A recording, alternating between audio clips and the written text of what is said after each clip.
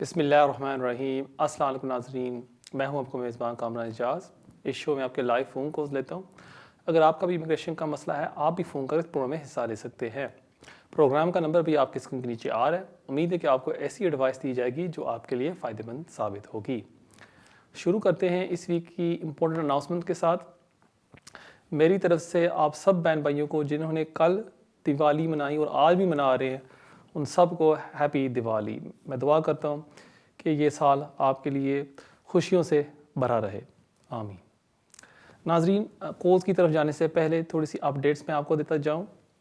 और इस वीक की दो अहम अपडेट्स हैं। पहले तो जो आपने शायद देखा होगा सोशल मीडिया के ऊपर और इंटरनेट के ऊपर कि होम ऑफिस ने तकरीबन 10 दिन पहले एक नई कंसेशन पॉलिसी अनाउंस की है, और वो है यंग इंडिविजुअल्स के लिए जिनकी एज है बिटवीन 18 to 25। अगर आप 18 to 25 है, अमूमन आप अप्लाई करते हैं अंडर अपेंडिक्स FM 276 ADE 1, और जो रिक्वायरमेंट्स होती हैं आपने साबित करना होता है कि आपकी एज है बिटवीन 18 to 25 और आपने आधी ज़िंदगी यहाँ UK में गुजारी है। अगर आपने आधी ज़िंदगी यहाँ गुजारी है, होम ऑफिस आपको फिर 2.5 साल का वीज़ा इशू कर देती है 10 साल रूट के ऊपर। सो फॉर एग्ज़ाम्पल, अगर मैं यहाँ आया था UK जब मैं 7 साल का था, और जब मैं था 10 साल का फॉर एग्ज़ाम्पल, और मेरी अब एज हो जाती है 21, अब मैंने आधी ज़िंदगी ज़्यादा गुजार ली है UK में, मैं अप्लाई कर सकता हूँ अंडर दिस रूट। अब प्रॉब्लम यहाँ ये होती थी कि जो नौजवान इस रूट पर थे, ना तो वो बेनिफिट्स ले सकते थे और उनको स्टूडेंट फाइनेंस हासिल करने में भी प्रॉब्लम्स आती थी कि जब वो यूनिवर्सिटी में पढ़ना चाहते थे, होम ऑफिस रूल्स कहते हैं कि आपने साबित करना है कि आपने आधी से ज़्यादा ज़िंदगी UK में गुजारी है।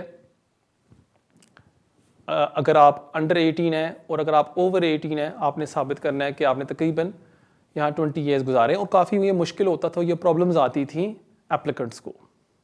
अब होम ऑफिस ने ऐलान किया है कि अगर आप इस रूट पर हैं 276 ADE 1 और आपकी एज है बिटवीन 18 to 25 और आपने 5 साल इस रूट पर ऑलरेडी मुकम्मल किए हैं, आप इनडेफिनिट लीव टू रिमेन के लिए अप्लाई कर सकते हैं। आपको एक छोटी सी मिसाल देता हूँ। मेरी एज आज है 23 और मैंने 5 साल इस रूट पर कर लिए हैं। मैं अप्लाई कर सकता हूँ अंडर दिस स्कीम कि मुझे indefinite leave to remain grant की जाए। फॉर एग्ज़ाम्पल, जब मैं 19 का था या 18 का, मुझे पहला वीज़ा मिला था, उसके बाद मैंने 2.5 साल मुकम्मल किए, फिर मैंने दोबारा अप्लाई किया। अब मेरी एज है बिटवीन 23 24, क्योंकि मैंने 5 साल से ज़्यादा इस रूट पर पूरे कर लिए हैं, मैं अप्लाई कर सकता हूँ इंडेफिनिट लीव टू रिमेन के लिए। जो रिक्वायरमेंट्स हैं इस रूट के लिए वो मैं आपको बताता चलूँ कि आपने साबित करना है कि आप हैं 18 to 25, आप यहाँ UK में पैदा हुए थे या आप यहाँ UK में आए हैं और आपके पास कम से कम 5 साल तक लीव ऑलरेडी है। 5 साल आपने मुकम्मल किए हुए हैं और फिर ही जाके आप इंडेफिनिट लीव टू रिमेन के लिए अप्लाई कर सकते हैं। अब जब केस वक़्त आपकी एप्लीकेशन को कंसिडर करते हैं, होम ऑफिस ने ये भी गाइडेंस में पब्लिश किया है कि कौन कौन से फैक्टर्स वो कंसिडर करते हैं। पहला, वो देखते हैं कि आप UK कब आए थे। नंबर 1, आपने टाइम कितना यहाँ UK में गुजारा है। नंबर 2, और जो तीसरा इंपॉर्टेंट पॉइंट वो देखते हैं कि अगर एज अ यंग एडल्ट जब आप बच्चे थे, आप ओवरस्टे थे, उसकी क्या वजूहात थी। उसकी वजह थी कि अगर आप डिपेंडेंट थे अपने पेरेंट्स के ऊपर और आप इस चीज़ को कंट्रोल नहीं कर सकते थे कि आपके पेरेंट्स ओवरस्टे रहे, क्योंकि आप तो बच्चे थे, उसको भी वो देखते हैं। और अगर ये है आपके केस में, वो आपके केस में डिस्कशन इस्तेमाल करके आपको indefinite leave to remain grant कर देंगे। अब काफ़ी ज़्यादा इंक्वायरीज मेरे पास आ रही हैं इस इशू के ऊपर, इस रूट के ऊपर, और वो ये हैं कि जी मैं हूँ अब 26 या 27 ईयर्स ऑफ ओल्ड एज, मैं इस रूट का फ़ायदा उठा सकता हूँ या नहीं। मैं इसी रूट पर हूँ, मैंने तकरीबन 7.5 साल पूरे कर लिए हैं। अनफॉर्चुनेटली नो, इसमें सबसे बड़ी प्रॉब्लम इस रूट में है अगर आप इस कंसेशन का फ़ायदा उठाना चाहते हैं, आपकी एज होनी चाहिए बिटवीन 18 टू 25। अगर आपकी एज अब 26 साल है और आप इस रूट पर हैं 276/80E1, होम ऑफिस की जो पॉलिसी है वो कहती है आप इस रूट का फ़ायदा नहीं उठा सकते, और ये काफ़ी डिस्क्रिमिनेटरी है। और मेरे ख्याल में इस पर ज़रूर कोई लिटिगेशन होगा, और उम्मीद है कि होम ऑफिस इस पॉलिसी को थोड़ी सी चेंज भी कर देगी। लेकिन फ़िलहाल अगर आपकी एज 18 टू 25 नहीं है, चाहे आपने 3-5 साल पूरे कर लिए हैं, आप इस स्कीम का फ़ायदा नहीं उठा सकते। So that's quite unfortunate. एक और जो इंक्वायरी आती हैं कि जी हमारा बच्चा है 17 ईयर्स ओल्ड या 16 ईयर्स ओल्ड, उसने या 15 साल का बच्चा है, उसने आधी से ज़्यादा ज़िंदगी यहाँ यूके में गुजार ली है और उसको 5 साल का वीज़ा भी मिल चुका हुआ है, वो इस स्कीम का फ़ायदा उठा सकता है या नहीं? अनफॉर्चुनेट नो, क्योंकि होम ऑफिस की पॉलिसी इस रूल में कहती है कि जो बच्चे अंडर 18 हैं और वो डिपेंडेंट हैं अपने पेरेंट्स के ऊपर, उन्होंने वही रूट को फॉलो करना है। सो जब बच्चा ओवर 18 हो जाए, शायद फिर उस टाइम वो इस स्कीम का फ़ायदा उठा सकता है, लेकिन अगर वो अंडर 18 है, वो इस स्कीम का फ़ायदा नहीं उठा सकता। एक और जो बड़ी प्रॉब्लम इस स्कीम में आती है, जो मेरे ख्याल में लिटिगेशन होगी और उम्मीद है कि होम ऑफिस को अमेंड करेगी, कि फ़र्ज़ करें एक बच्चा अंडर 18 है, ठीक है, वो है 15 साल का या 16 साल का, और वो डिपेंडेंट है अपने पेरेंट्स के ऊपर, लेकिन कोई झगड़ा हो जाता है अपने पेरेंट्स के साथ या वो घर छोड़ देता है, अब वो अपने पेरेंट्स के ऊपर डिपेंडेंट नहीं है, अब वो इस स्कीम का फ़ायदा उठा सकता है इंडेफिनिट लीव टू रिमेन के लिए या नहीं? होम ऑफिस ने इस पर ये क्लैरिफिकेशन नहीं दी। ये भी एक इशू जो आ रहा है अभी फ़िलहाल, उम्मीद है कि होम ऑफिस इस पर ज़रूर ज़्यादा रोशनी डालेगा। अब जो एक और अपडेट मैं आपके साथ शेयर करना चाहता था, वो थी EA फैमिली परमिट्स के ऊपर। काफ़ी ज़्यादा इंक्वायरीज आ रही हैं कि जी हमने अपनी अपील जीत ली है, होम ऑफिस ने हमें लेटर लिख दिया कि हम आपको वीज़ा नहीं इशू कर सकते, या हमारी जो क्या नाम है एप्लीकेशन कामयाब हो गई है, लेकिन फिर भी हमें होम ऑफिस ने EA फैमिली परमिट इशू नहीं किया। अब 5 अक्टूबर पर होम ऑफिस ने रूल्स को चेंज किया था और उन्होंने ये कंसेशन दी थी कि हम EA फैमिली परमिट्स इशू करेंगे उन लोगों के लिए जो यहाँ यूके में ऑलरेडी हैं। सो जो लोग यहाँ ऑलरेडी हैं, फॉर एग्जांपल जो EA फैमिली परमिट पर आए हुए हैं, चाहे अब 30 जून गुजर गया है, वो EU सेटलमेंट स्कीम के ऊपर अप्लाई कर सकते हैं। ये इन्होंने अनाउंस किया था 5 अक्टूबर को। सो मैं दोहरा दूं इस बात को कि अगर आप यहाँ यूके में ऑलरेडी रह रहे हैं और आपको EA फैमिली परमिट इशू किया गया था और वो एक्सपायर हो गया है, आप उस EU सेटलमेंट स्कीम के ऊपर अप्लाई कर सकते हैं। ये थी कंसेशन 5 अक्टूबर को। अभी इस वीक 1 नवंबर को होम ऑफिस ने उस कंसेशन को एक्सटेंड किया है। होम ऑफिस की जो गाइडेंस है EA फैमिली परमिट्स के ऊपर, वो अब कह रही है कि अगर आप एक एक्सटेंडेड फैमिली मेंबर है और आप आउट कंट्री रह रहे हैं और आपकी अपील मंजूर हो गई थी या आपका एप्लीकेशन मंजूर हो गया था 30 जून के बाद, रूल्स में कोई है नहीं प्रोविजन कि हम आपको वीज़ा इशू कर सके, लेकिन हम एक एक्सेप्शन बनाएंगे जहां जिन लोगों के एप्लीकेशंस या अपील्स कामयाब हुए थे उन लोगों को हम outside the rules permit issue करेंगे। सो ये वेरी गुड न्यूज़ है। अब ये कंफर्म हो गया है कि जिन लोगों के अपील मंजूर हुए थे और होम ऑफिस ने वो चिट्ठी लिख दी थी आपको कि जी हम इशू नहीं कर सकते वीज़ा, अब होम ऑफिस आपको 110% वीज़ा इशू करेगी। कोई परेशान होने की ज़रूरत आपको नहीं। फिलहाल होम ऑफिस ने प्रोसेस नहीं बताया कि अगर आपको कोई एप्लीकेशन सबमिट करना होगा, लेकिन ये ज़रूर कंफर्म कर दिया है कि वो वीज़ा उन लोगों को ज़रूर इशू करेंगे। हो सकता है होम ऑफिस आपको खुद ही कांटेक्ट कर ले। जैसे इस पर कोई और ज़्यादा मुझे न्यूज़ मिलेगी, मैं ज़रूर आपके साथ शेयर करूँगा। ये थी इस वीक की अपडेट्स। उम्मीद है आपको इससे फ़ायदा होगा। नाजरीन, बेशुमार कॉलर्स वेट कर रहे हैं, देखते हैं। नहीं, मुझे बताया जा रहा है कि ब्रेक का वक्त होता जाता है। तो जाने से पहले मैं आपको अपना ईमेल एड्रेस बताऊं जो अभी आपके स्क्रीन के ऊपर आ रहा होगा, keijaz@me.com। इसके ज़रिए आप मुझे कांटेक्ट कर सकते हैं और अगर आप मुझे मिलना भी चाहते हैं आप मुझे मिल भी सकते हैं। नाज़रीन, कहीं नहीं जाना, मिलते हैं ब्रेक के बाद। नाज़रीन, welcome back to immigration with Kamran. जो बहन भाई अभी कोशिश कर रहे हैं कॉल करने की और उनकी टर्न नहीं आ रही, मैं आप सबसे रिक्वेस्ट करता हूँ कि अगर आप यूट्यूब पर जाएँ और सर्च में डालें कामरान एजाज मेरा नाम, वहाँ आपको मेरी तस्वीर नज़र आ जाएगी और आज रात को हम ये वीडियो अपलोड करेंगे यूट्यूब के ऊपर। वहाँ जाके कमेंट्स में आप मुझे कोई भी सवाल पूछ सकते हैं और मैं अपनी तरफ से पूरी कोशिश करूँगा कि आपके सवालों के जवाब दूँ। लेकिन एक शर्त है कि आपने वहाँ सब्सक्राइब करना है मेरे चैनल को। अगर आप कोई सवाल पूछना चाहते हैं यूट्यूब पर भी जाके आप मुझे पूछ सकते हैं। नाज़रीन, देखते हैं हमारे पहले कॉलर कौन है। Hello. Hello, good evening sir. Good evening.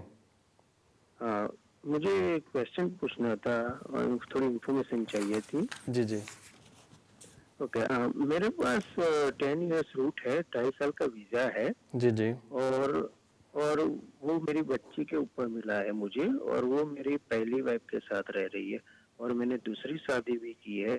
और वो जो लड़की है वो विजिटर वीजा पे थी, तो उसका भी वीजा लग गया है मेरे साथ और मेरा वीजा फिनिश होता है जनवरी में।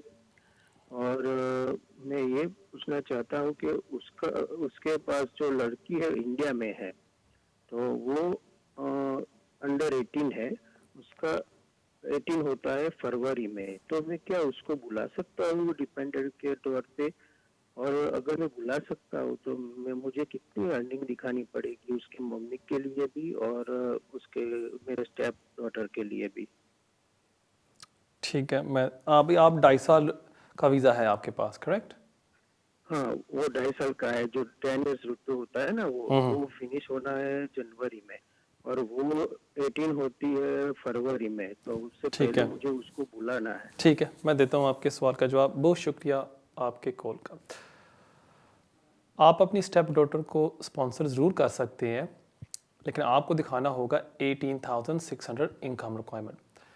वो तो आप साबित कर लेंगे। जहाँ तक बात है कि वो 18 हो रही है फरवरी में, अगर आप एप्लीकेशन सबमिट कर देते हैं उससे पहले, चाहे वो एप्लीकेशन डिसाइड होती है फरवरी के बाद, वो कंसिडर करेंगे बच्ची की एज जब उसने अप्लाई किया था। सो वो भी दूसरी प्रॉब्लम आपकी दूर होगी।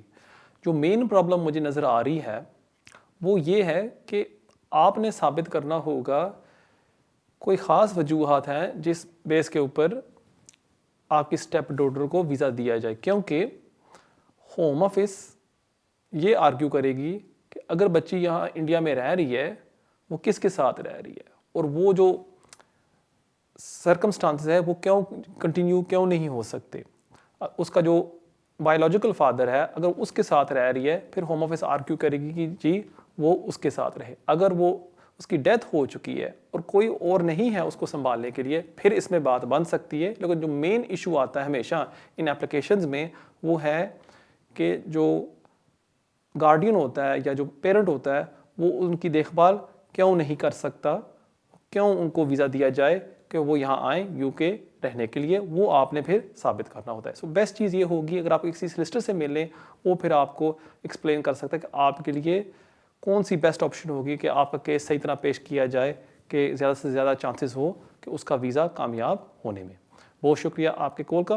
नाज़रीन, देखते हैं हमारे अगले कॉलर कौन है। हेलो। सर जी। वालेकुम सलाम। सर जी, एक छोटा सा क्वेश्चन है, पता छोटा या बड़ा है।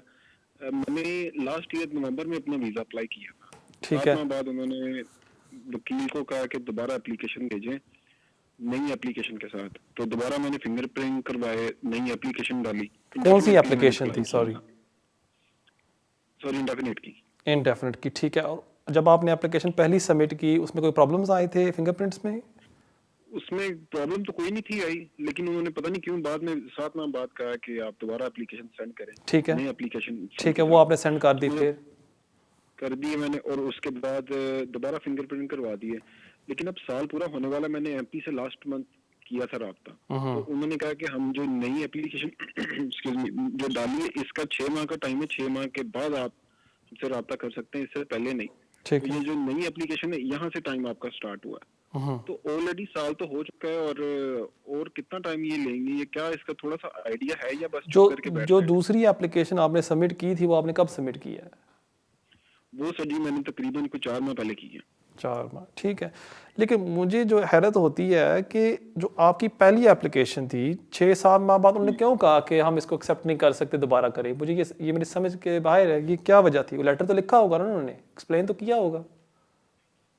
ये सर जी वकील को पता होगा, फिर मुझे इस चीज़ का तो नहीं पता, ना मैंने उससे पूछा। नहीं आपको, ठीक है, मैं देता हूँ आपके सवाल का जवाब। बहुत शुक्रिया आपके कॉल का। पहली बात तो है आपको अपने वकील से बातचीत करनी चाहिए कि ज़रूर उन्होंने कोई ईमेल या कोई चिट्ठी भेजी होगी जहाँ वो एक्सप्लेन कर रहे होंगे कि जी ये वजह है, आप रिक्वायरमेंट्स को सेटिस्फाई नहीं करते, आप एलिजिबिलिटी रिक्वायरमेंट्स को सेटिस्फाई नहीं करते, या आपके बायोमेट्रिक्स में कोई इशू है, या आपने इन टाइम बायोमेट्रिक्स नहीं दिए और आपकी एप्लीकेशन इनवैलिड हो गई थी और इस वजह से हम आपको अब रिक्वेस्ट करें कि आप दोबारा एप्लीकेशन करें, ये हो सकता है। और फिर आप आर्ग्यू कर सकते हैं होम ऑफिस को एक लेटर लिख के, जी आपने मेरे पहले भी 5-6 माह ज़ाया किए हैं, अभी भी आपने 4 माह ज़ाया कर दिए मेरे, जल्दी से मुझे आप वीज़ा इशू करें। पहली चीज़ तो ये होगी, आप अपने सोलिसिटर से मिलें, उसे पूछें कि पहली एप्लीकेशन क्यों इनवैलिड थी। अगर होम ऑफिस की तरफ से गलती है, फिर आपके ग्राउंड्स बनते हैं कि आप एक सख्त सा लेटर होम ऑफिस को लिखें, कि उनको कंपेल करें कि प्लीज़ मेक अ डिसीजन। अगर वो गलती सोलिसिटर की तरफ से थी या आपकी तरफ से, फिर तो मैं आपको यही एडवाइस करूँगा कि 2 माह और वेट कर लें। मुझे पूरी उम्मीद है कि होम ऑफिस आपको ILR ग्रांट कर देगी। बहुत शुक्रिया आपके कॉल का। नाज़रीन, देखते हैं हमारे अगले कॉलर कौन है। हेलो। अस्सलाम वालेकुम। वालेकुम सलाम। जी भाई, मैंने पता करना था कि जो अगर किसी को विजिट पे बुलाना हो तो उसका क्या सिस्टम क्या है? ठीक है, मैं देता हूँ आपके सवाल का जवाब। बहुत शुक्रिया आपकी कॉल का। अगर आप किसी को भी विजिट से बुलाना चाहते हैं, अपनी तरफ से स्पॉन्सर आपने साबित करना होगा कि आपके पास रिहाइश है जहां वो रह सकते हैं, और अगर आप उनका ख़र्चा उठा रहे हैं, आपके पास पैसे हैं आपके अकाउंट में कि आप उनका ख़र्चा भी उठा सकते हैं। और एवरेज मैं कहूँगा कि अगर वो 2 वीक के लिए आ रहे हैं, £100 पर डे आप रख लें कि आपके पास होना चाहिए। जितने भी दिन वो रह रहे हैं, £100 पर डे आपके अकाउंट में होना चाहिए। जो एप्लीकेंट होता है, जो अप्लाई कर रहा होता है इंडिया या पाकिस्तान से, उसको साबित करना होता है कि उसके पास टाइम्स हैं उसकी होम कंट्री में कि अगर उसको वीज़ा दिया जाता है UK का, वो वापस जाएगा। और ये सबसे प्रॉब्लम होती है, जो 99.99 एप्लीकेशंस वो रिफ्यूज़ किए जाते हैं इस बेस के ऊपर कि होम ऑफिस कहती है कि आपके टाइज आपने साबित नहीं किए, और हम समझते हैं कि अगर आपको वीज़ा दिया जाएगा आप वापस नहीं जाएंगे। इसको दूर करने के लिए मेनली आपने दिखाना होगा कि आपके पास अगर कोई जॉब है वो प्रूफ आप लगा सकते हैं, अगर आपके पास कोई ज़मीन है वो प्रूफ आप लगा सकते हैं, या कोई भी टाइज आपके कंट्री में है, अगर आपको कोई पेंशन मिल रही है, अगर आपके पास कोई और भी आमदनी है जिससे आप अपना ख़र्चा कर रहे हैं, सारा वो आप पेश करें होम ऑफिस के सामने। अगर वो मुतमिन है, फिर आपको वो वीज़ा इशू कर देते हैं। मुझे पता है कि काफ़ी लोग अक्सर इंडिया पाकिस्तान से एजेंट के थ्रू अप्लाई करते हैं, लेकिन मैं आप सबसे ये रिक्वेस्ट करूंगा, जब भी आप अप्लाई करें मेक श्योर करें कि एक कवर लेटर ज़रूर साथ लगाया करें, और एक प्रॉपर डिटेल सी फाइल बनाएं। जिस तरह की एंटी क्लेम्स की एप्लीकेशन बनती है, या एक जैसे एक ह्यूमन राइट्स की एप्लीकेशन बनती है 50-60 पेजेस की, इस तरह की डिटेल की एप्लीकेशन हो, फिर ही आपको ज़्यादा से ज़्यादा चांसेस होते हैं उस एप्लीकेशन को कामयाब होने में। So that's very very important कि आप अपने सारे फाइनेंशियल सर्कमस्टांसेस डिक्लेयर करते हैं, और फिर जो एंटी क्लेम्स ऑफिसर होता है वो देख सकता है कि जी ठीक है, इस बंदे के पास अच्छे खासे पैसे हैं, इसके पास अच्छी खासी आमदनी है, और मैं समझता हूँ कि अगर इसको वीज़ा दिया जाएगा ये ज़रूर वापस जाएगा टू हिज होम कंट्री। सो इसलिए इट्स वेरी इंपॉर्टेंट कि जितना डिटेल आप लगाएंगे एप्लीकेशन में, उतने ही बेहतर चांसेस होंगे आपके एप्लीकेशन को कामयाब होने में। बहुत शुक्रिया आपके कॉल का। नाज़रीन, देखते हैं हमारे अगले कॉलर कौन है। हेलो जी, अस्सलाम वालेकुम। वालेकुम सलाम।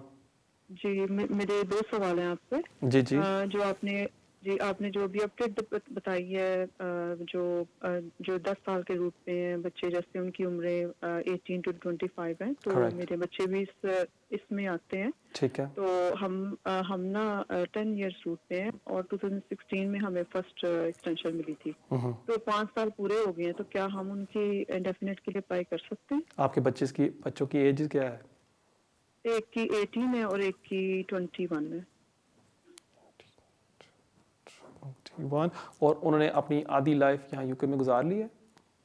जी, वो 2005 से यहाँ है हम लोग। ठीक है, और 10 इयर्स रूट पे हमें मिला हुआ है। ठीक है, मैं देता हूँ आपके सवाल का जवाब। बहुत शुक्रिया आपके कॉल का। जी हाँ, बिल्कुल, आपके बच्चे इस रिक्वायरमेंट को पूरा करते हैं और वो ज़रूर अप्लाई कर सकते हैं इंडेफिनिट लीव टू रिमेन के लिए। लेकिन मैं आपसे अर्ज़ करूँगा कि अच्छे से सिस्टर, एक कॉम्पिटेंट सिस्टर से मिल लें, क्योंकि अभी भी काफ़ी सिस्टर्स को ये कन्फ्यूजन है कि कौन सा फॉर्म अप्लाई करना है, किस तरह उसको रिक्वायरमेंट को पूरा करना है, और किस तरह वो ग्राउंड्स बनाने हैं। मेरे ख्याल में एक अच्छे से सिस्टर को मिल लें जो आपका एप्लीकेशन सही तरह तैयार कर सके और आपके बच्चों को इंडेफिनिट लीव टू रिमेन दिलवा सके। बहुत शुक्रिया आपके कॉल का। नाजरीन देखते हैं हमारे अगले कॉलर कौन है। हेलो। अस्सलाम वालेकुम। वालेकुम सलाम। जी कामरान भाई,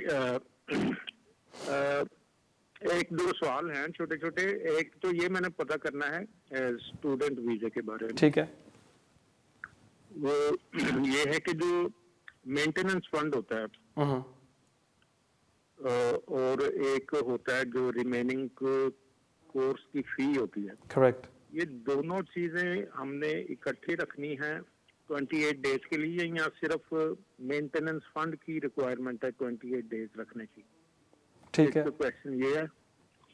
दूसरा ये है कि आपने ये गुड न्यूज सुनाई है, जी जी। लेकिन ये तकरीबन थोड़ा सा ना सिमिलर, सब वकील यही बात बता रहे हैं, लेकिन थोड़ा डिफरेंट ये कोई नहीं बता रहा वकील कि इसका प्रोसीजर क्या होगा, या इंडेफिनिट अर्ली ILR की कोई फीस भी है, या इंग्लिश टेस्ट है, या लाइफ इन यूके टेस्ट देना पड़ेगा बच्चों को, या कैसे प्रोसीजर क्या होगा उसका, इसके बारे में किसी ने नहीं बताया। तो ये प्लीज इसके बारे में रोशनी डालें। मैं फिर दूसरे वकीलों का काम अभी कर दूं सबके लिए। सिमिलर ही बता रहे हैं। ठीक है, मैं देता हूँ आपके सवाल का जवाब। बहुत शुक्रिया आपके कॉल का। जहाँ तक आपका पहला सवाल है, मेंटेनेंस फंड्स आपके अकाउंट में 28 डेज़ के लिए कम से कम होने चाहिए। जहाँ तक फ़ीस की बात होती है, उसमें कोई रिक्वायरमेंट नहीं होती कि वो पैसे आपके अकाउंट में होने चाहिए फॉर मिनिमम ऑफ 28 डेज़। वो बाद में भी आप इंस्टॉलमेंट्स में दे सकते हैं टू योर यूनिवर्सिटी। जहाँ तक आपका दूसरा सवाल है, जो आप चाह रहे हैं कि मैं दूसरे सिस्टर का भी काम कर दूँ, कि अभी तक फ़िलहाल किसी अपडेट में नहीं बताया गया कि किस तरह होम ऑफिस इसको कंसिडर करेगी और कौन सा एप्लीकेशन है, क्योंकि होम ऑफिस ने इस पर अभी कोई रोशनी नहीं डाली। मोस्टली जो एप्लीकेशन वैसे आप सबमिट करते हैं वो ही आपने फॉलो करना है, लेकिन जो मेन काम एक सॉलिसिटर का है, जो ग्राउंड्स वो तैयार करता है, जिस तरह आपका केस वो पेश करता है होम ऑफिस को, वो फिर जाके होम ऑफिस कंसिडर करेगी कि हम इस बच्चे को देते हैं इंडेफिनिट रिमेन या नहीं। क्योंकि याद रखें, जो पॉलिसी है जो सब सोशल मीडिया पर फैली हुई है, वो याद रखें इट्स डिस्क्रेशनरी। होम ऑफिस के पास डिस्क्रेशन है, अगर वो चाहें वो डिस्क्रेशन नहीं भी इस्तेमाल कर सकते। सो इसलिए यहाँ एक सही वकील की ज़रूरत होती है कि वो सही तरह आपका केस तैयार करे और फिर आपको ग्रांट करें इंडेफिनिट लीव टू रिमेन। जहाँ तक आपका तीसरा सवाल था कि इंग्लिश रिक्वायरमेंट है या नहीं, फ़िलहाल होम ऑफिस ने इस पर कोई बातचीत नहीं की और at this moment of time unlikely है कि होम ऑफिस कोई रिक्वायरमेंट करेगी कि आपको इंग्लिश टेस्ट भी पास करना होगा। सो मेनली फ़िलहाल होम ऑफिस जो कह रही है वो है कि अगर आपने 5 ईयर्स यहाँ मुकम्मल कर दिए हैं और आप रिक्वायरमेंट्स को सेटिस्फाई करते हैं, हम आपको indefinite leave to remain grant कर सकते हैं। हमारी डिस्कशन है, अगर जो रिक्वायरमेंट्स हैं वो आप पूरी करते हैं और हम समझते हैं कि आप इस रूट के हकदार हैं। बहुत शुक्रिया आपके कॉल का। नाज़रीन देखते हैं हमारे अगले कॉलर कौन है। हेलो। वालेकुम सलाम। हेलो। वालेकुम सलाम। जी मैंने वकील ਨਾਲ ਗੱਲ ਕਰਨੀ ਆ। जी वो गल कर रहे हो, ਤੁਸੀਂ लाइव हो जी, पूछो अपना सवाल। जी मैं वीजा मैं ਇੱਥੇ ਆਈ ਹਾਂ, ਮੈਨੂੰ 10-11 ਸਾਲ ਹੋ ਗਏ ਆਈ ਨੂੰ। हाँ जी। तो वीजा 2.5 ਸਾਲ ਦਾ ਵੀਜ਼ਾ ਦਿੰਦੇ ਆ ਤੇ ਸਟੇ ਨਹੀਂ ਦਿੰਦੇ ਇੱਥੇ, ਤੇ ਕੀ ਕਰਾਂ, ਕਿਦਾਂ ਸਟੇ ਹੋਣਾ ਚਾਹੀਦਾ? ਮੈਂ ਤਾਂ ਇੰਗਲਿਸ਼ ਦਾ ਟੈਸਟ ਵੀ ਨਹੀਂ ਪਾਸ ਕਰ ਸਕਦੀ। अच्छा, ਤੁਹਾਡੀ ਉਮਰ कितनी है? 60 ਸਾਲ ਤਾਂ ਮੇਰੀ ਏਜ ਹੋ ਗਈ ਆ। ठीक है तो हाँ जी जी ਤੇ ਮੈਨੂੰ ਕੁਝ ਦੱਸੋ ਵੀ ਇਹ ਕਿਦਾਂ ਹੁਣ, ਮਤਲਬ 2.5 ਸਾਲ ਦਾ ਦਿੰਦੇ ਸੀ ਜਦੋਂ ਦੀ ਮੈਂ ਆਈ ਆ, ਤੇ ਮੈਨੂੰ ਸਟੇ ਕਿਦਾਂ ਦੇਣਗੇ, ਕਿਸ ਤਰੀਕੇ ਨਾਲ ਦੇਣਗੇ? ਮੈਂ ਅਪਲਾਈ ਕਰ ਸਕਦੀ ਸਟੇ ਵਾਸਤੇ ਜਾਂ ਨਹੀਂ ਕਰ ਸਕਦੀ? ਭੈਣ ਜੀ, ਤੁਹਾਨੂੰ ਪਹਿਲਾ ਵੀਜ਼ਾ ਕਦੋਂ ਮਿਲਿਆ ਸੀ? 2.5 ਸਾਲ ਦਾ ਪਹਿਲਾ? ਮੈਂ ਆਈ ਸੀ 27 ਤੇ ਆਈ ਸੀ, ਸਰ 2711 ਤੇ ਆਈ ਸੀ ਮੈਂ। 2007 ਜਾਂ 2011? 11 ਚ। 11 ਇੰਚ ਆਏ ਸੀ। ਵੀਜ਼ਾ ਕਦੋਂ ਮਿਲਿਆ ਸੀ ਪਹਿਲਾ? ਫਿਰ 11 ਇੰਚ ਹੀ ਮਿਲਿਆ ਸੀ ਜਾਂ 12 ਇੰਚ? ਇਹ ਮੈਨੂੰ ਇੰਨਾ ਨਹੀਂ ਜ਼ਿਆਦਾ ਪਤਾ ਹੈਗਾ। ਇਹ ਕਦੋਂ ਮੈਂ ਇੱਥੇ ਆਈ ਆ, ਮਹੀਨੇ ਕੁ ਬਾਅਦ ਹੀ ਮੈਂ ਆ ਗਈ, ਜਲਦੀ ਆ ਗਈ ਸੀਗੀ। ਠੀਕ ਹੈ। ਅੱਛਾ, ਜਦੋਂ ਤੁਸੀਂ ਆਪਣਾ ਪਿਛਲਾ ਵੀਜ਼ਾ ਅਪਲਾਈ ਕੀਤਾ, ਤੁਹਾਡੇ ਵਕੀਲ ਨੇ ਕੀ ਕਿਹਾ ਸੀ ਕਿ ਤੁਸੀਂ ਇਨਡੈਫਿਨਿਟ ਦੇ ਹੱਕਦਾਰ ਹੁੰਦੇ ਹੋ ਜਾਂ ਤੁਸੀਂ ਹੋਰ 2.5 ਸਾਲ ਦਾ ਵੀਜ਼ਾ ਲੈਣਾ? ਉਹਨੇ ਕੀ ਕਿਹਾ ਸੀ ਤੁਹਾਨੂੰ? ਅਸੀਂ ਵਕੀਲ ਨੂੰ ਕਿਹਾ ਸੀ ਕਿ ਤੁਸੀਂ 2.5 ਸਾਲ ਦਾ ਵੀਜ਼ਾ ਤੋਂ ਦੇਈ ਜਾਂਦੇ ਆ, ਅਪੀਲ ਕੀਤੀ ਸੀ ਨਾ, ਅਪੀਲ ਤੇ ਉਹਨਾਂ ਨੇ ਦਿੱਤਾ ਸੀ 2.5 ਸਾਲ ਦਾ ਵੀਜ਼ਾ। ਉਹ ਅਪੀਲ ਕਿਦੋਂ ਮਨਜ਼ੂਰ ਹੋਈ? ਉਹ ਅਪੀਲ ਕਿਦੋਂ ਤੁਹਾਡੀ ਮਨਜ਼ੂਰ ਹੋਈ ਸੀ? ਇੱਥੇ ਅਪੀਲ ਕੀਤੀ ਸੀ ਮੇਰੇ ਮੀਆਂ ਨੇ। ਕਿਹੜੇ ਸਾਲ, ਕਿਹੜੇ ਸਾਲ ਚ ਉਹ ਅਪੀਲ ਮਨਜ਼ੂਰ ਹੋਈ ਸੀ ਤੁਹਾਡੀ? ਉਹ ਅਪੀਲ ਮਨਜ਼ੂਰ ਏਦਾਂ ਹੋਈ ਸੀਗੀ। ਨਹੀਂ, ਕਿਹੜੇ ਸਾਲ ਵਿੱਚ? ਕਿਹੜੇ ਸਾਲ ਵਿੱਚ? ਪਾਕਿਸਤਾਨ ਹੀ ਸੀਗੀ ਮੈਂ। ਜੀ ਮੈਂ ਪਾਕਿਸਤਾਨ ਹੀ ਸੀਗੀ ਜਦੋਂ ਇੱਥੇ ਅਪੀਲ ਮਨਜ਼ੂਰ ਹੋਈ। ਇਹਨਾਂ ਨੇ ਇੱਥੇ ਅਪੀਲ ਕੀਤੀ ਸੀਗੀ। ਤੁਹਾਡੇ ਹਸਬੰਡ, ਤੁਹਾਡੇ ਖਾਵਨ ਨੇ ਤੁਹਾਨੂੰ ਸਪਾਂਸਰ ਕੀਤਾ ਸੀ ਜਾਂ ਕੀ ਵਿਜ਼ਿਟ ਤੇ ਆਏ ਸੀ? ਵਿਜ਼ਿਟ ਤੇ ਆਈ ਸੀ ਤੁਸੀਂ? ਨਹੀਂ, ਵੀਜ਼ੇ ਤੇ ਨਹੀਂ ਮੈਂ ਆਈ ਸੀਗੀ। ਕਿਹੜੇ ਵੀਜ਼ੇ ਤੇ? ਮੈਂ ਆਪਣੇ ਮੀਆਂ ਦੇ। ਮੈਂ ਸਮਝ ਗਿਆ, ਠੀਕ ਹੈ, ਮੈਂ ਦਿੰਦਾ ਤੁਹਾਡੇ ਸਵਾਲ ਦਾ ਜਵਾਬ। ਮੈਂ ਸਮਝ ਗਿਆ, ਮੈਂ ਤੁਹਾਨੂੰ ਦਿੰਦਾ ਤੁਹਾਡੇ ਸਵਾਲ ਦਾ ਜਵਾਬ। ਬਹੁਤ ਸ਼ੁਕਰੀਆ ਤੁਹਾਡੇ ਕੋਲ ਦਾ। ਦੇਖ ਲਓ, ਨਿਚੋੜ ਅਸੀਂ ਕਢਾ ਹੀ ਲਿਆ ਸਵਾਲ ਪੁੱਛ ਕੇ। ਇਸ ਸਵਾਲ ਦਾ ਜਵਾਬ ਮੈਂ ਦਾਂਗਾ ਬ੍ਰੇਕ ਤੋਂ ਬਾਅਦ। ਜਾਣ ਤੋਂ ਪਹਿਲਾਂ ਤੁਹਾਨੂੰ ਮੈਂ ਆਪਣਾ ਈਮੇਲ ਐਡਰੈਸ ਦਾ ਜਾਵਾਂ ਜੋ ਤੁਹਾਡੀ ਸਕਰੀਨ ਤੇ ਹੁਣ ਆ ਰਿਹਾ ਹੋਵੇਗਾ kejaz@me.com। ਇਸ ਦੇ ਜ਼ਰੀਏ ਤੁਸੀਂ ਮੈਨੂੰ ਕੰਟੈਕਟ ਕਰ ਸਕਦੇ ਹੋ। ਅਗਰ ਤੁਸੀਂ ਮਿਲਣਾ ਚਾਹੁੰਦੇ ਹੋ ਤੁਸੀਂ ਮੈਨੂੰ ਮਿਲ ਵੀ ਸਕਦੇ ਹੋ। ਨਾਜ਼ਰੀਨ, ਕਿੱਥੇ ਨਹੀਂ ਜਾਣਾ, ਮਿਲਦੇ ਹਾਂ ਬ੍ਰੇਕ ਤੋਂ ਬਾਅਦ। Welcome back to immigration with Kamran. ਬ੍ਰੇਕ ਤੋਂ ਪਹਿਲਾਂ ਆਂਟੀ ਨੇ ਇੱਕ ਸਵਾਲ ਪੁੱਛਿਆ ਸੀ, ਉਹਨੂੰ ਦੱਸਿਆ ਜਾ ਰਿਹਾ ਕਿ ਉਹ ਦੁਬਾਰਾ ਲਾਈਨ ਤੇ ਆ ਗਏ ਨੇ। ਇਸ ਵਾਸਤੇ ਬਗੈਰ ਜ਼ਾਇਆ ਟਾਈਮ ਕੀਤੇ ਚਲਦੇ ਹਾਂ ਉਹਨਾਂ ਕੋਲ। ਹੈਲੋ ਜੀ। ਹੈਲੋ ਜੀ ਆਂਟੀ। ਜੀ ਮੈਂ ਤਾਂ ਤੁਹਾਡੀ ਤੁਸੀਂ ਕਹਿੰਦੇ ਆ ਵੀ ਈਮੇਲ ਤੇ ਕਰ ਲਿਓ ਗੱਲਬਾਤ। ਮੈਨੂੰ ਤਾਂ ਜੀ ਆਉਂਦਾ ਹੀ ਨਹੀਂ ਈਮੇਲ ਕਰਨਾ। ਨਹੀਂ, ਮੈਂ ਤੁਹਾਨੂੰ ਲਾਈਵ ਔਨ 에ਅਰ ਜਵਾਬ ਦਿੰਦਾ ਨਾ। ਜੀ ਮੈਂ ਤੁਹਾਨੂੰ ਦਿੰਦਾ ਜਵਾਬ। ਜੀ ਮੈਂ ਦਿੰਦਾ ਜਵਾਬ। ਲਿਖੀ ਨਹੀਂ ਹੈਗੀ, मैं देना ਤੁਹਾਡਾ ਜਵਾਬ। ठीक है जी आंटी, बहुत शुक्रिया ਤੁਹਾਡੇ कॉल ਦਾ। अच्छा, सवाल पूछ के हमने इनके क्वेश्चन का निचोड़ निकाल ही लिया कि आंटी आए सन 2011 ਦੇ ਵਿੱਚ ਜਿੱਥੇ ਤੱਕ ਮੇਰੀ ਸਮਝ ਹੈ, ਔਰ ਇਹਨਾਂ ਦੇ ਹਸਬੈਂਡ ਨੇ ਇਹਨਾਂ ਨੂੰ ਸਪਾਂਸਰ ਕੀਤਾ ਸੀ।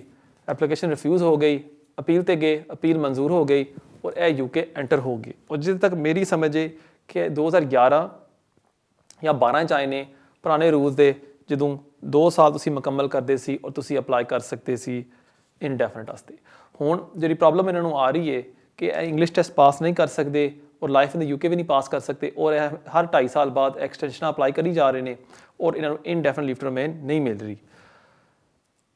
ਅਗਰ ਤੁਸੀਂ ਪਾਸ ਨਹੀਂ ਕਰ ਸਕਦੇ ਕਿਉਂਕਿ ਤੁਹਾਡੀ ਕਾਬਲੀਅਤ ਤੋਂ ਬਾਹਰ ਹੈ ਜਾਂ ਤੁਸੀਂ ਸਕੂਲ ਨਹੀਂ ਗਏ ਜਾਂ ਤੁਹਾਡੇ ਵਾਸਤੇ ਮੁਸ਼ਕਿਲ ਹੈ, ਕਿਉਂ ਅਕਸਰ ਮੁਸ਼ਕਿਲ ਹੁੰਦਾ ਜਿਹੜੇ ਸਾਡੇ ਲੋਕ ਆਉਂਦੇ ਨੇ ਇੰਡੀਆ ਜਾਂ ਪਾਕਿਸਤਾਨ ਤੋਂ, ਉਹਨਾਂ ਸਹੀ ਪੜ੍ਹਾਈ ਨਹੀਂ ਕੀਤੀ ਹੁੰਦੀ, ਉਹਨਾਂ ਨੂੰ ਤੁਸੀਂ ਹੁਣ ਕਹੋਗੇ ਨਵੀਂ ਜ਼ਬਾਨ ਸਿੱਖੋ, ਤੁਸੀਂ ਪੜ੍ਹਨਾ ਸਿੱਖੋ, ਇਸ ਉਮਰ ਵਿੱਚ ਆ ਕੇ ਨਾਮੁਮਕਿਨ ਹੁੰਦਾ ਹੈ। ਅਗਰ ਤੁਸੀਂ ਇਸ ਵਜ੍ਹਾ ਤੋਂ ਪਾਸ ਨਹੀਂ ਕਰ ਸਕਦੇ, ਤੁਸੀਂ ਕੋਈ ਸਿਸਟਰ ਕੋਲ ਜਾਓ। ਅਗਰ ਤੁਹਾਡਾ ਕੇਸ ਸਹੀ ਤਰ੍ਹਾਂ ਤਿਆਰ ਕਰਦਾ ਹੈ, ਮੈਨੂੰ ਪੂਰੀ ਉਮੀਦ ਹੈ ਕਿ ਉਹ ਤੁਹਾਨੂੰ ਹੋਮ ਆਫਿਸ ਇਨਡੈਫੀਨਿਟ ਗ੍ਰਾਂਟ ਕਰ ਦੇਗੀ।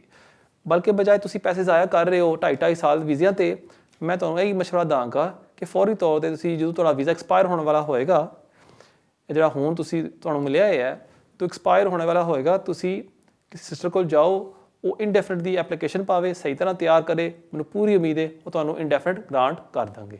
बहुत शुक्रिया ਤੁਹਾਡੇ ਕੋਲ ਦਾ। नाज़रीन, देखते हैं हमारे अगले कॉल कौन है। हेलो जी, अस्सलाम वालेकुम। वालेकुम सलाम जी, मैंने अभी आपसे बात की थी, वो जो 18 to 25 रूल है इंडेफिनेट के लिए, तो उसके लिए जो है मेरा ये क्वेश्चन है कि इसके लिए होम ऑफिस की इंडेफिनेट की फीस भी है या वो कोई चार्जेस नहीं उनको देने?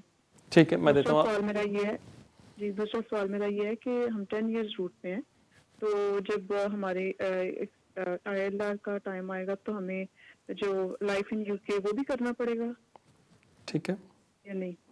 जी, ये दोनों सवाल। ठीक है, मैं देता हूँ आपके सवाल का जवाब। बहुत शुक्रिया आपके कॉल का। जहाँ तक आपका पहला सवाल है कि कौन सा फॉर्म भरना होगा, अगेन होम ऑफिस ने कोई स्पेसिफाई नहीं किया कि आपने इंडेफिनिट लीव टू रिमेन की फ़ीस भरनी होगी। जहाँ तक अभी हमारी अंडरस्टैंडिंग है इस मौजू के ऊपर वो है कि आपने एक वैसे एक्सटेंशन की एप्लीकेशन देनी होगी और होम ऑफिस को आप रिक्वेस्ट कर सकते हैं कि जी हमें ILR ग्रांट किया जाए क्योंकि हम इस रिक्वायरमेंट को सेटिस्फाई कर रहे हैं। जहाँ तक आपका दूसरा सवाल है कि जब आपके 10 ईयर्स पूरे हो जाएंगे, अगर आपको लाइफ इन द यूके पास करना होगा या नहीं, बिल्कुल आपको पास करना होगा और B1 इंग्लिश टेस्ट भी, क्योंकि ये रिक्वायरमेंट होती है अंडर अपेंडिक्स FM जब आप अप्लाई करते हैं for indefinite leave to remain. बहुत शुक्रिया आपके कॉल का। नाज़रीन, देखते हैं हमारे अगले कॉल कौन है। हेलो जी, सलाम। वालेकुम सलाम। अच्छा जनाब, वो मुझे बात पूछनी थी। मेरे एक दोस्त हैं, पाकिस्तान में रहते हैं, उन्होंने अभी एक ब्रिटिश नेशनल लड़की से शादी की है। वो 6 साल से पाकिस्तान में ही है, मियां बीवी दोनों। अब वो यहाँ पे आना चाह रहे हैं, तो वो पूछ रहे थे कि जो अब इंडिपेंडेंस का प्रोसीजर है, क्या वो स्पाउस वीजा पहले उनको 10 साल पूरे करने पड़ेगा उसके बाद मिलेगा, या उनमें 6 साल भी काउंट होंगे?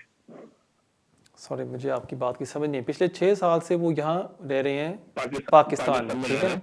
सो जो वाइफ है उनके पास तो वीज़ा नहीं है ना अभी, ठीक है ना। नहीं, उनकी वाइफ तो ब्रिटिश नेशनल है। ठीक है, जो हस्बैंड है उनके पास तो वीज़ा नहीं है ना अभी उनके पास, हाँ जी हाँ। ठीक है ना। सो वो पाकिस्तान में रह रहे हैं, ठीक है। अभी आपका सवाल क्या है? सवाल ये है कि वो अभी स्पाउस वीजा उन्होंने अप्लाई किया है, राइट। अगर वो यूके आते हैं हाँ। तो क्या जैसे यहाँ पे 2.5 साल का वीजा मिलता है, फिर दोबारा 2.5 साल का मिलता है, फिर जाकर इंडेफिनिट अप्लाई करते हैं, हाँ। तो मैं ये पूछना ये था कि उनको 6 साल जो शादी हुई है वो काउंट होंगे या नहीं होंगे? ठीक है, मैं देता हूँ आपके सवाल का जवाब। बहुत शुक्रिया आपके कॉल का।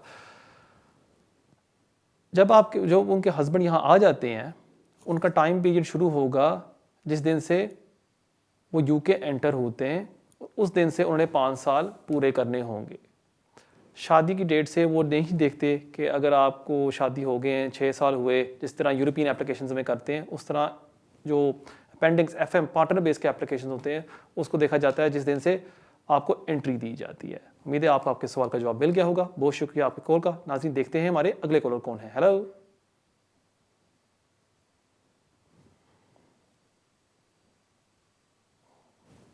लगता है लाइन ड्रॉप हो गई है। Let's go to the next call. Hello, hello, you live on है। हेलो, यू लाइव ऑन है। ਹੈਲੋ ਜੀ, ਸਤਿ ਸ਼੍ਰੀ ਅਕਾਲ ਜੀ। ਸਤਿ ਸ੍ਰੀ ਅਕਾਲ। ਹਾਂਜੀ, ਮੈਂ ਪੁੱਛਣਾ ਸੀ ਕਿ ਮੈਂ 2004 ਚ ਆਈ ਸੀਗੀ ਠੀਕ ਹੈ। ਤੇ ਮੈਂ ਇੱਕ ਕਿਸੇ ਜਗ੍ਹਾ ਤੇ ਮੈਂ ਅਪਲਾਈ ਕੀਤਾ ਸੀ ਕਿ ਉਹਨਾਂ ਨੇ ਕਿਹਾ ਸੀ ਕਿ ਤੈਨੂੰ ਵੀਜ਼ਾ ਮਿਲ ਜਾਣਾ, ਹਾਂਜੀ ਤੇ ਤੂੰ ਆਪਣਾ ਪਾਸਪੋਰਟ ਵੀ ਨਾਲ ਲਾ ਦੇ, ਤੇ ਮੈਂ ਆਪਣਾ ਪਾਸਪੋਰਟ ਵੀ ਲਾ ਦਿੱਤਾ ਜੀ ਜੀ ਤੇ ਮੈਂ ਆਪਣੀ ਫੀਸ ਵੀ ਭਰਦੀ ਰਹੀ ਹਾਂ। ਠੀਕ ਹੈ। ਪਰ ਉਹਨਾਂ ਨੇ 5-6 ਮਹੀਨੇ ਮੇਰਾ ਲਾ ਕੇ ਤੇ ਉਹਨਾਂ ਨੇ ਕਿਹਾ ਰਿਫਿਊਜ਼ ਹੋ ਗਿਆ, ਤੇ ਮੇਰਾ ਲੈਟਰ ਜਿਹੜਾ ਪਾਸਪੋਰਟ ਸੀ ਉਹ ਵੀ ਉਹਨਾਂ ਨੇ ਕਿਹਾ ਹੋਮ ਆਫਿਸ ਨੇ ਰੱਖ ਲਿਆ। ਠੀਕ ਹੋ ਗਿਆ ਜੀ ਜੀ। ਤੇ ਮੈਂ ਹਜੇ ਕੋਈ ਹੁਣ ਅਪਲਾਈ ਕੁਛ ਨਹੀਂ ਕੀਤਾ ਕਿ ਮੈਨੂੰ ਕੀ ਕਰਨਾ ਚਾਹੀਦਾ। ਭੈਣ ਜੀ, ਤੁਸੀਂ ਯੂਕੇ ਕਦੋਂ ਐਂਟਰ ਹੋਈ ਸੀ? 2004 ਵਿੱਚ? 2004 ਚ। ਠੀਕ ਹੈ, ਇਹਦਾ ਮਤਲਬ ਤੁਹਾਨੂੰ ਹੁਣ ਹੋ ਗਏ 17 ਸਾਲ ਹੋ ਗਏ। 17 ਸਾਲ ਹੋ ਗਏ ਆ। ਪੂਰੇ ਹੋ ਗਏ ਤੁਹਾਡੇ, ਠੀਕ ਹੋ ਗਿਆ। ਉਹ ਤੁਸੀਂ ਇਕੱਲੇ ਰਹਿ ਰਹੇ ਹੋ, ਤੁਹਾਡੇ ਕੋਈ ਬੱਚੇ ਇੱਥੇ ਰਹਿੰਦੇ ਨੇ ਤੁਹਾਡੇ ਨਾਲ ਜਾਂ? ਨਹੀਂ, ਮੇਰੇ ਬੱਚੇ ਤੇ ਇੰਡੀਆ ਚ ਹੀ ਆ, ਮੈਂ ਇਕੱਲੀ ਆ। ਤੁਸੀਂ ਇਕੱਲੇ ਰਹਿ ਰਹੇ ਹੋ। ਔਰ ਤੁਹਾਡੀ ਉਮਰ ਕਿੰਨੀ ਹੈ ਭੈਣ ਜੀ? ਮੇਰੀ ਹੈਗੀ ਆ 1970 ਦਾ ਜਨਮ ਆ। ਉਹ ਤਾਂ ਤੁਸੀਂ ਬਹੁਤ ਯੰਗ ਹੋ ਤੁਸੀਂ। ਇਹਦਾ ਮਤਲਬ ਤੁਹਾਡੀ ਉਮਰ ਹੋਈ ਤਕਰੀਬਨ 50 ਸਾਲ। ਹਾਂਜੀ, ਠੀਕ ਹੋ ਗਿਆ, ਠੀਕ ਹੈ। ਔਰ ਕੋਈ ਹੈਲਥ ਕੰਡੀਸ਼ਨਸ ਤੁਹਾਡੀਆਂ ਜਾਂ? ਨਹੀਂ, ਮੈਂ ਕੁਛ ਨਹੀਂ। ਜਿਹੜੇ ਵੀ ਕਿਸੇ ਵੀ ਵਕੀਲ ਕੋ ਜਾਂਦੀ ਆ ਤਾਂ ਉਹਨਾਂ ਨੇ ਕਿਹਾ 20 ਸਾਲ ਤੋਂ ਪਹਿਲਾਂ ਨਹੀਂ ਭੈਣ ਜੀ, ਮੈਂ ਪੁੱਛ ਰਿਹਾ ਤੁਹਾਨੂੰ ਕੋਈ ਹੈਲਥ ਕੰਡੀਸ਼ਨ ਹੈ ਨੇ? ਕੋਈ ਸ਼ੂਗਰ, ਕੋਲੇਸਟ੍ਰੋਲ ਵਗੈਰਾ? ਨਹੀਂ, ਮੈਂ ਜਦੋਂ ਮੈਨੂੰ ਸਾਹ ਚੜਦਾ, ਸਾਹ ਜ਼ਿਆਦਾ ਹੁੰਦਾ ਆ ਕਿ ਮੇਰੇ ਪੀਣ ਜਿੱਦਾਂ ਹਾਰਟ ਦਾ ਬਹੁਤ ਜ਼ਿਆਦਾ ਹੁੰਦਾ। ਠੀਕ ਹੈ। ਔਰ ਜਦੋਂ ਤੁਸੀਂ ਯੂਕੇ ਐਂਟਰ ਹੋਏ ਸੀ, ਤੁਸੀਂ ਕਿਹੜੇ ਵੀਜ਼ੇ ਤੇ ਆਏ ਸੀ? ਆਪਣੇ ਨਾਂ ਤੇ ਜਾਂ ਕਿਸੇ ਹੋਰ ਦੇ ਨਾਂ ਤੇ? ਨਹੀਂ, ਮੈਂ ਕਿਸੇ ਹੋਰ ਦੇ ਨਾਂ ਤੇ ਆਈ ਸੀ 6 ਮਹੀਨਿਆਂ ਦੇ ਵੀਜ਼ੇ ਤੇ। ਠੀਕ ਹੈ, 6 ਮਹੀਨੇ ਦੇ ਕਿਸੇ ਹੋਰ ਦੇ ਨਾਂ ਤੇ ਆਏ ਸੀ। ਜਦੋਂ ਤੁਸੀਂ ਯੂਕੇ ਆਏ ਹੋ, ਕਦੀ ਐਪਲੀਕੇਸ਼ਨ ਪਾਈ ਹੈ ਜਾਂ ਨਹੀਂ ਪਾਈ? ਨਹੀਂ, ਮੈਂ ਪਾਈ ਸੀਗੀ। 4 ਵਿੱਚ ਕਿਹਾ ਸੀ ਹਾਂਜੀ, ਹਾਂ। ਮੈਂ ਰਿਫਿਊਜ਼ ਕਰ ਦਿੱਤਾ। ਠੀਕ ਹੈ, 2012 ਚ। ਠੀਕ ਹੈ, 2012 ਵਿੱਚ ਉਹਨਾਂ ਤੁਹਾਡਾ ਰਿਫਿਊਜ਼ ਕਰਤਾ। ਠੀਕ ਹੈ, ਠੀਕ ਹੈ। ਮੈਂ ਦਿੰਦਾ ਤੁਹਾਡੇ ਸਵਾਲ ਦਾ ਜਵਾਬ। ਬਹੁਤ ਸ਼ੁਕਰੀਆ ਤੁਹਾਡੇ ਕਾਲ ਦਾ। ਭੈਣ ਜੀ, ਗੱਲ ਤਾਂ ਤੁਹਾਡੀ ਸਹੀ ਹੈ ਕਿ ਜਦੋਂ ਹੀ ਤੁਹਾਡੇ 20 ਸਾਲ ਪੂਰੇ ਹੋਣਗੇ, ਜ਼ਿਆਦਾ ਚਾਂਸਸ ਉਸ ਟਾਈਮ ਹੋਣਗੇ ਕਿ ਹੋਮ ਆਫਿਸ ਤੁਹਾਨੂੰ ਵੀਜ਼ਾ ਦੇਗੀ। ਅਗਰ ਕੋਈ ਖਾਸ ਵਜ੍ਹਾ ਹੁੰਦੀਆਂ ਨੇ ਕਿ ਤੁਹਾਡੀ ਸਿਹਤ ਨਹੀਂ ਠੀਕ ਜਾਂ ਉਸ ਵਜ੍ਹਾ ਤੋਂ ਫਿਰ ਤੁਸੀਂ ਅਪਲਾਈ ਕਰ ਸਕਦੇ ਹੋ 20 ਸਾਲ ਤੋਂ ਪਹਿਲਾਂ, ਐਂਡ ਫਿਰ ਕਦੀ ਕਦੀ ਹੋਮ ਆਫਿਸ ਤੁਹਾਨੂੰ ਵੀਜ਼ਾ ਦੇ ਦਿੰਦੀ ਹੁੰਦੀ ਹੈ। ਹੁਣ ਤੁਸੀਂ ਮੈਨੂੰ ਦੱਸਿਆ ਕਿ ਤੁਸੀਂ 2012 'ਚ ਐਪਲੀਕੇਸ਼ਨ ਪਾਈ ਸੀ, ਤਕਰੀਬਨ 9 ਸਾਲ ਹੋ ਗਏ, 9-10 ਸਾਲ। ਤੁਹਾਨੂੰ ਮੈਂ ਇਹ ਸਲਾਹ ਦਾਂਗਾ ਕਿ ਇੱਕ ਐਪਲੀਕੇਸ਼ਨ ਤੁਸੀਂ ਪਾ ਲਓ, ਕਿਉਂਕਿ ਅੱਜ ਕੱਲ੍ਹ ਹੋਮ ਆਫਿਸ ਦੀ ਫੀਸ ਕਾਫੀ ਆਸਾਨੀ ਦੇ ਨਾਲ ਮਾਫ ਹੋ ਰਹੀ ਹੈ। ਲੇਕਿਨ ਤੁਸੀਂ ਇਸ ਨਜ਼ਰੀਏ ਨਾਲ ਐਪਲੀਕੇਸ਼ਨ ਨਹੀਂ ਪਾਣੀ ਕਿ ਜੀ ਮੈਨੂੰ ਵੀਜ਼ਾ ਮਿਲ ਜਾਣਾ। ਤੁਸੀਂ ਇਸ ਨਜ਼ਰੀਏ ਨਾਲ ਐਪਲੀਕੇਸ਼ਨ ਪਾਣੀ ਹੈ ਕਿ ਤੁਹਾਡਾ ਜਿਹੜਾ ਰਿਕਾਰਡ ਹੈ ਹੋਮ ਆਫਿਸ ਨਾਲ ਉਹ ਵੱਧਦਾ ਰਹਿੰਦਾ ਹੈ, ਕਿ ਉਹ ਦੇਖ ਰਹੇ ਨੇ ਕਿ ਤੁਸੀਂ ਲਗਾਤਾਰ ਰਹਿ ਰਹੇ ਹੋ 2012 ਤੋਂ ਲੈ ਕੇ 2021 ਤੱਕ।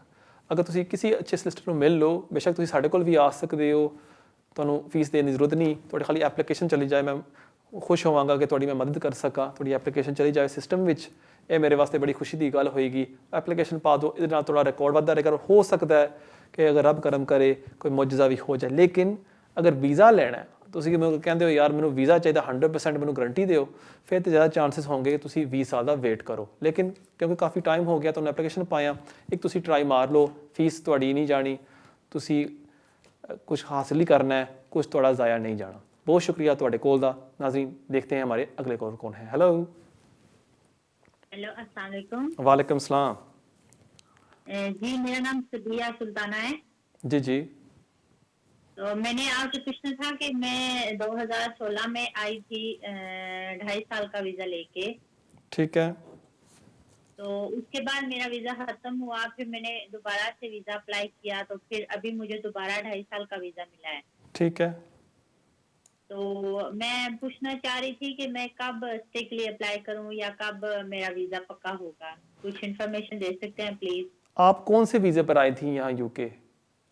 ये मैं हस्बैंड के साथ आई थी, उन्होंने मुझे बुलाया था, 2.5 साल का वीज़ा दिया था उन्होंने, ठीक है। एम्बेसी वालों ने। इसका मतलब आपको यहाँ भी 5 साल हो गए ना रहते हुए? जी जी, 5 साल हो गए। ठीक है। फिर नहीं हुए नहीं है, मैं 2016 में आई थी और अभी 21 है। तो 5 साल कब पूरे होंगे आपके? अभी मेरा वीज़ा कब हुआ, अभी मुझे जुलाई में मिला है वीज़ा, मतलब दूसरी लेकिन दफा 16 में मैंने आप अप्लाई आई थी, किया। ठीक है ना? 16 में आप आई थी, जी 16 में आप आई हैं। देखें 17, 18, 19, 20, 21, इसका मतलब आपके 5 साल हो गए। आपके जो हस्बैंड है वो 18,600 कमा रहे हैं या नहीं कमा रहे, या वो जी, बेनिफिट्स कमा ले रहे रहे हैं? जी, बेनिफिट्स ले रहे हैं, कमा रहे हैं, क्या सूरत हाल है? नहीं बेनिफिट नहीं ले रहे, वो काम कर रहे हैं, बस ड्राइवर हैं। ठीक है। लेकिन आप इंग्लिश टेस्ट पास नहीं कर सकी थी या क्या हुआ था? नहीं मेरा वीज़ा है, मैंने सिर्फ ये पूछना है कि मैं कब अप्लाई कर सकती हूँ वही दोबारा। मैं यही कोशिश करने की कर रहा हूँ कि वैसे अमूमन ये होता है कि जब आपके 5 साल यहाँ पूरे हो जाएं यूके में ऑन स्पाउस वीज़ा, आप अप्लाई करती हैं इंडेफिनिट लीव टू रिमेन के लिए। अभी आपके 5 साल यहाँ यूके में रहते हुए पूरे हो गए थे इस साल, आपको अप्लाई करना चाहिए था इंडेफिनिट के लिए। अब मैं ये कोशिश कर रहा हूँ पता लगाने की कि आपने क्यों नहीं अप्लाई किया। या तो इनकम रिक्वायरमेंट आप सेटिस्फाई नहीं कर सकती थी, या आप इंग्लिश टेस्ट नहीं पास कर सकी, इस वजह से आपने फिर एक्सटेंशन के लिए अप्लाई कर दिया। ये मेरी थोड़ी समझ से बाहर है, मैं ये कोशिश कर रहा हूँ पूछने की। जी, मैंने सॉलिसिटर से बात की थी, तो उन्होंने 2.5 साल का वीज़ा अप्लाई करने के लिए मुझे क्या बोला। वजह थी? तो नहीं पता आपको? जी वजह नहीं पता आपको? नहीं। ठीक है, मैं देता हूँ आपके सवाल का जवाब। बहुत शुक्रिया आपके कॉल का। अमूमन यही होता है कि अगर आपके 5 साल यहाँ हो जाएं रहते हुए ऑन स्पाउस वीज़ा, आप अप्लाई करती हैं इंडेफिनिट लीव टू रिमेन के लिए। अगर आप इनकम रिक्वायरमेंट को सेटिस्फाई नहीं कर रहे या आप इंग्लिश टेस्ट पास नहीं कर सके, फिर होता ये है कि होम ऑफिस आपको 2.5 साल की एक्सटेंशन दे देती है, लेकिन आपको वो स्विच कर देती है टू द 10 ईयर रूट। अब आपने ये देखना है, जब आपने वीज़ा के लिए अप्लाई किया था इस साल जून में, आप मुझे बता रही हैं, उसमें लेटर पर लिखा होगा leave to remain granted under what route, उस पर ऊपर लिखा होगा 10 ईयर रूट या 5 ईयर रूट। अगर 10 ईयर रूट पर उन्होंने आपको वीज़ा दिया है, फिर आपने 2016 से लेके 26 तक आपने 10 साल पूरे करने हैं और फिर आप अप्लाई कर सकती हैं for indefinite leave to remain. आपने पास करना होगा B1 और life in the UK test. अगर आप 10 ईयर रूट पर हैं, आपको इनकम रिक्वायरमेंट की सेटिस्फाई करने की ज़रूरत नहीं होती। ये एक एडवांटेज होता है, लेकिन आपको वो 10 ईयर रूट पर लगा देते हैं। बहुत शुक्रिया आपके कॉल का। नाज़रीन देखते हैं हमारे अगले कॉल कौन है। हेलो जी, अस्सलाम वालेकुम। वालेकुम सलाम। जी सर, पूछना ये सी कि अगर आफ्टर द ब्रेग्जिट जी जी। अगर कोई यूरोप चो वीजा लेके आंदा है, हाँ जी। ते क्या असी ओरी ई फैमिली मेंबर एज ए ओरी एप्लीकेशन जमा करवा सकते हैं 30 जून तो बाद, क्योंकि अगर वो होता है। ठीक है, मैं देना ਤੁਹਾਡੇ ਸਵਾਲ ਦਾ ਜਵਾਬ। ਬਹੁਤ ਸ਼ੁਕਰੀਆ ਤੁਹਾਡੇ ਕਾਲ ਦਾ। ਅਗਰ ਤੁਸੀਂ ਡਾਇਰੈਕਟ ਫੈਮਿਲੀ ਮੈਂਬਰ ਨੂੰ ਬੁਲਾਉਣਾ ਚਾਹੁੰਦੇ ਹੋ, ਮਤਲਬ ਕਿ ਤੁਹਾਡੇ ਬੱਚਿਆਂ ਨੂੰ ਬੁਲਾਉਣਾ ਚਾਹੁੰਦੇ ਹੋ, ਤੁਸੀਂ ਬੁਲਾ ਸਕਦੇ ਹੋ। ਅਗਰ ਤੁਸੀਂ ਆਪਣੀ ਬੀਵੀ ਨੂੰ ਬੁਲਾਉਣਾ ਚਾਹੁੰਦੇ ਹੋ ਜਿਹਦੀ ਸ਼ਾਦੀ ਹੋਈ ਸੀ ਤੁਹਾਡੀ 31 ਦਸੰਬਰ 2020 ਤੋਂ ਪਹਿਲਾਂ, और ਤੁਹਾਡੀ ਉਹ ਬੀਵੀ ਸੀ, ਤੁਸੀਂ ਉਹਨੂੰ ਫੌਰੀ ਤੌਰ ਤੇ ਬੁਲਾ ਸਕਦੇ ਹੋ। ਇਹਦੇ ਵਿੱਚ ਕੋਈ ਦਿੱਕਤ ਨਹੀਂ, ਕੋਈ ਪ੍ਰੋਬਲਮ ਨਹੀਂ। ਸੋ ਬੱਚਿਆਂ ਨੂੰ ਬੁਲਾ ਸਕਦੇ ਹੋ, ਡਾਇਰੈਕਟ ਫੈਮਿਲੀ ਮੈਂਬਰਸ, ਆਪਣੇ ਪੇਰੈਂਟਸ ਨੂੰ ਬੁਲਾ ਸਕਦੇ ਹੋ, ਆਪਣੀ ਬੀਵੀ ਨੂੰ ਬੁਲਾ ਸਕਦੇ ਹੋ ਅਗਰ ਤੁਹਾਡੀ ਸ਼ਾਦੀ ਹੋਈ ਸੀ 31 ਦਸੰਬਰ 2020 ਤੋਂ ਪਹਿਲਾਂ। ਅਗਰ ਤੁਸੀਂ ਹੁਣ ਐਕਸਟੈਂਡਡ ਫੈਮਿਲੀ ਮੈਂਬਰਸ ਨੂੰ ਬੁਲਾਉਣਾ ਚਾਹੁੰਦੇ ਹੋ, ਮਤਲਬ ਕਿ ਤੁਹਾਡੇ uncle aunty nephew niece cousins, ਉਹਨਾਂ ਨੂੰ ਤੁਸੀਂ ਨਹੀਂ ਬੁਲਾ ਸਕਦੇ ਕਿਉਂਕਿ ਉਹ ਡੈਡਲਾਈਨ ਹੁਣ ਗੁਜ਼ਰ ਚੁੱਕੀ ਹੈ। उम्मीद है ਤੁਹਾਡੇ सवाल का जवाब मिल गया होगा। नाज़रीन ऐसी साड़ा आखिरी सवाल आज से। उम्मीद है आपको आज का प्रोग्राम पसंद आया होगा। मैं आप सबसे रिक्वेस्ट करता हूँ कि प्लीज़ इस वीडियो को शेयर करें, लाइक करें। इंशाल्लाह ताला हमारी मुलाकात होगी अगले हफ्ते इसी टाइम 6 से लेकर 7 बजे सिर्फ और सिर्फ वीनस टीवी पर। तब तक के लिए अस्सलाम वालेकुम।